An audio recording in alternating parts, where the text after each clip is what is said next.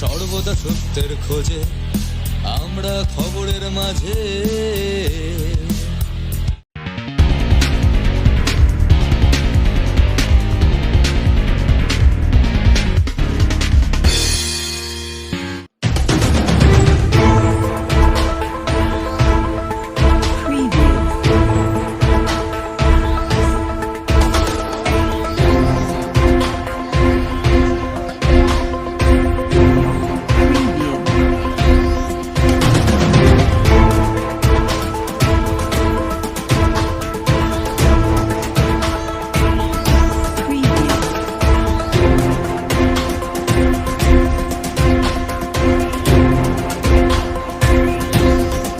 আমি তো শুয়েছিলাম, সারা রাত্রে তো বাড়ি আসে নেই, মেয়ের কাছে ফোন টোন করা করি সে করতে করতে 12টা বেজে গেছে।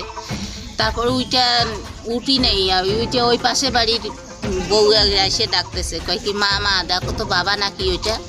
পরে তো যায়া দেখি ওইরকম করে পড়ে আছে। কিভাবে পড়েছিল? সোজাভাবে এরকম করে পড়েছিল, চিত হয়ে পড়েছিল, হাতের মুটি টুটি ইসে করাই এরকম ছিল, ড্যাগারটা বুকে। কি মনে করছেন কিভাবে হতে পারে? মানুষই মারছে, কিভাবে আর হতে পারে এটা? যে মানুষ 7টার সময় বাড়ি আসে, বাড়ি এসে কোথাও বের হয় না। তারপরে এখন কি হলো? পুলিশ আসলো?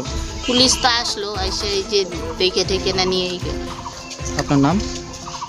মনোবলা দাস। আপনার হাজবেন্ড? নারায়ণ দাস। না, উনি আপনার হাজবেন্ড? হ্যাঁ।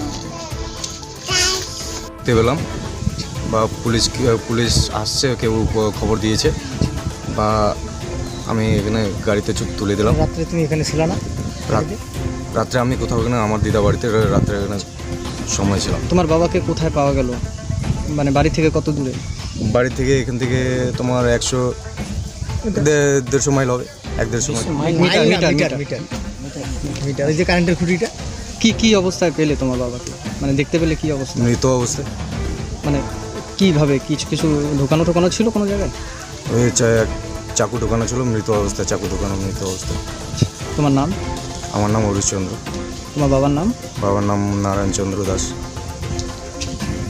আজকে আর কি সকালে শুনতে পেলাম এই জায়গায় একটা মার্ডার হয়েছে, খুন, মানে ছুরি মেরেছে বুকে। আচ্ছা। শুনতে পাওয়ার পরে আমি আস্তে আস্তে সময় লেগে গেছে, 8:30 বাজে গেছে। সে সময় এসে দেখি বডি তো নিয়ে গেছে। মানুষের মোবাইলে ছবিটা দেখতে পেলাম না, বুকের মধ্যে ছুরিটা মারছে আর কি। মানে কি মনে হচ্ছে এটা দেখে? মানে বডিটা দেখে মনে হচ্ছে কেউ একটা খুন আর কি, কেউ মার্ডার করছে আর কি, এটা দেখে মনে হচ্ছে। নিজে নিজে তার এই ঘটনা করেনি।